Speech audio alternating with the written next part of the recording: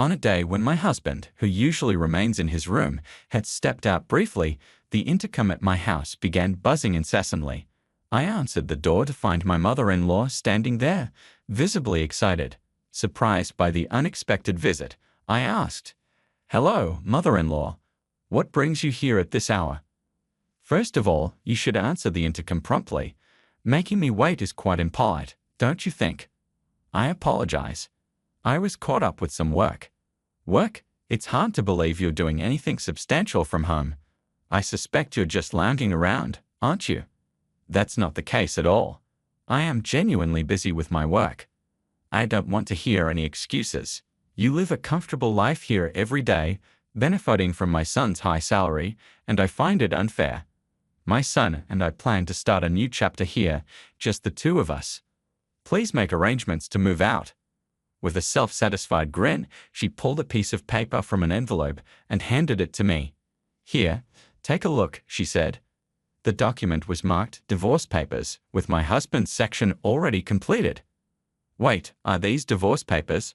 I asked, astonished. "Yes. He's come to realize he can't continue with you. So sign these and vacate the premises immediately." She looked triumphant, clearly anticipating my shock. But I wasn't as rattled as she expected. With a calm smile, I signed the papers.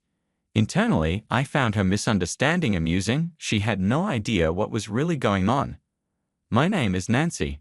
I work from home as a freelance writer and editor, drawing on my past experience with a publishing company to sustain a steady income. During my time at the publishing company, late nights and weekend work were common, but the pay was excellent. Thanks to my salary, bonuses, and copyright-related rewards, I was able to save a significant amount.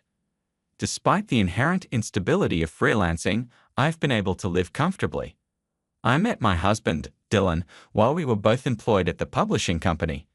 He was an aspiring writer with a passion that resonated with me, and my support for his dreams gradually blossomed into love. Our shared career ambitions made our early married life fulfilling. After we married, I transitioned for freelancing full-time, working from home.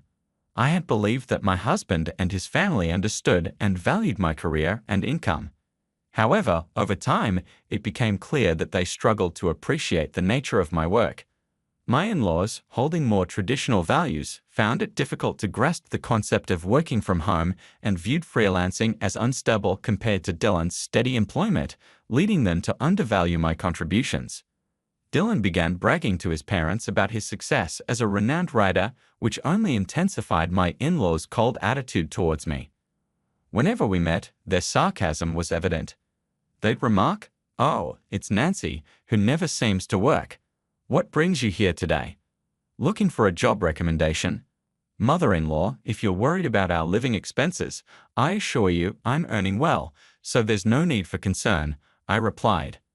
"Really? You sound quite assured. Perhaps you should show more gratitude to Dylan. Without him, wouldn't you be in a tight spot?" My mother-in-law's traditional values shaped her perspective. In her era, women typically managed the household while men worked outside. Consequently, seeing me work from home, she likely assumed I was neglecting domestic duties. This situation highlighted the generational and cultural misunderstandings and challenges within our family. Mother-in-law, freelancing allows one to earn a good income without needing to go to an office. Thanks to technological advancements, we can work from virtually anywhere, and my job fits that model. However, my mother-in-law reacted with irritation, saying, "All you do is talk back. You're such an unpleasant daughter-in-law. It doesn't look right for a young woman to be spending all day at home on a computer." Lately, these exchanges had become increasingly frequent, and I was growing weary of them. I bit back my response, thinking, not this topic again. Internally, I knew I was the primary breadwinner and managed most of the housework, but I kept that to myself. Initially, her complaints were only voiced when Dylan wasn't around, but recently she had started expressing them more openly, especially during family dinners at her home. These gatherings felt more like critique sessions than family meals. Even though I was invited, there was always only food for Dylan, with no place set for me, which made the situation uncomfortable. Additionally, I suspected she was speaking ill of me to other relatives, as I caught unpleasant whispered comments. I was often caught off guard by her and my father-in-law's attitudes, and Dylan's silence only added to my frustration. Moreover, they saw Dylan as a successful author and frequently relied on him for financial support, often asking him to purchase things. This support was funded by my earnings, which started as a small amount but had recently escalated to nearly $2,000 a month for his parents. I decided to confront Dylan about his use of my earnings. "I want you to stop giving my money to your parents without asking me first," I said. His response was colder than I anticipated. "You're making money while relaxing at home, right? It's easy money. Why not let my parents benefit from it?" "Wait, Dylan, do you really think I'm just lounging around at home to earn my money?" I was taken aback by his words. It felt like the final straw. I felt betrayed, confused, and heartbroken. Despite the challenges with his parents and our differing backgrounds, I had believed Dylan was on my side, which gave me the strength to endure. His words shattered that reassurance. Dylan, whom I thought understood my efforts and feelings, had joined those who mocked me behind my back. I remembered our first date when he spoke passionately about his work, his dreams, and his values.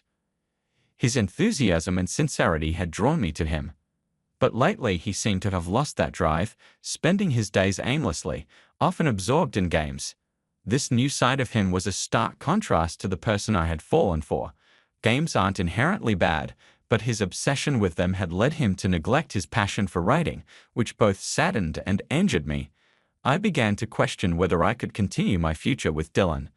The more I thought about it, the more bleak my future with him appeared. Consequently, I decided to divorce him and secretly began searching for a new place to live. I looked online for apartments suited for singles and visited several properties, prioritizing those with a quiet environment and strong security. Eventually, I chose a place that met my needs. One day, while Dylan was out, he usually spent his time playing games in his room. My mother-in-law paid an unexpected visit. I answered the door in surprise, and without waiting for an invitation, she plopped down on the living room sofa and declared, "Nancy, you need to leave this place." "Why are you saying this all of a sudden?" I was too stunned to react immediately. "It's quite clear. You're not good at housekeeping, and despite Dylan's success as a popular author, you haven't improved. Most importantly, you're failing at your work. I've explained this to you before. It's a misunderstanding."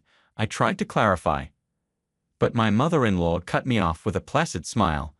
"I intend to move in here and support Dylan. Taking care of him will be far better than dealing with that troublesome old lady."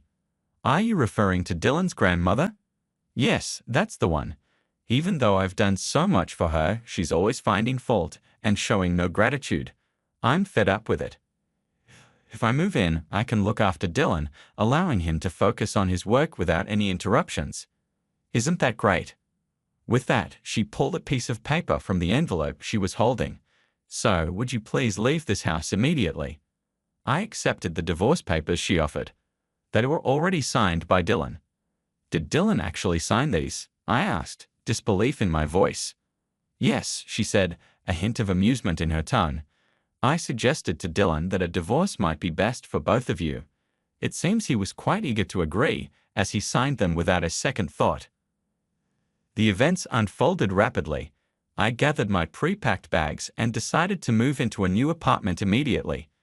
As I relocated, I also filed the divorce papers, marking the beginning of a new chapter. My new life turned out to be smoother and more comfortable than I had anticipated. My modest apartment, furnished only with the essentials, provided a simplicity that helped me concentrate. Free from complications, each day was calm and serene. I woke up to natural light streaming through the windows and the soothing sound of birds chirping in the distance. I could rise whenever I chose, enjoy a leisurely breakfast, and plan my day at my own pace. Immersed in my work, time seemed to fly by. It was a relief not to worry about the expectations and scrutiny of Dylan and my in-laws, allowing me to work in peace and at my own rhythm. One day, as I was deeply focused on my work at my desk, my smartphone buzzed with a call from Dylan. After a moment of hesitation, I decided to answer. "Nancy, please come back right now." Dylan's voice was urgent and desperate. "Why the sudden request?" I asked, puzzled. To be honest, my parents discovered I wasn't as successful as I claimed to be. I'm under a lot of pressure now. They're even talking about moving in and relying on my earnings. I really need you to come back. I understand, but returning isn't so straightforward. You signed the divorce papers, remember? Yes, and so did I. We've both chosen separate paths now, so you'll need to handle your own problems. It's no longer my concern.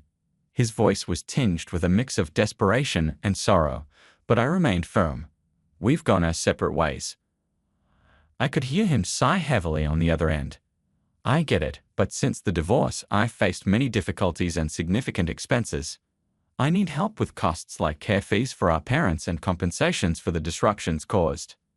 Why are you bringing this up now? I asked, confused. Your decisions have messed up all my plans. How could you? Do you remember how you and your parents used to mock me when we were married? I didn't want to say this, but now you seem like an adversary. Your financial troubles are due to your own failures at work. Figure it out on your own. I'm tired of being your fallback. With that, I ended the call. Despite numerous attempts to reach me afterward, I blocked Dylan and changed my number. A few months later, I happened to pass by the location of his former house.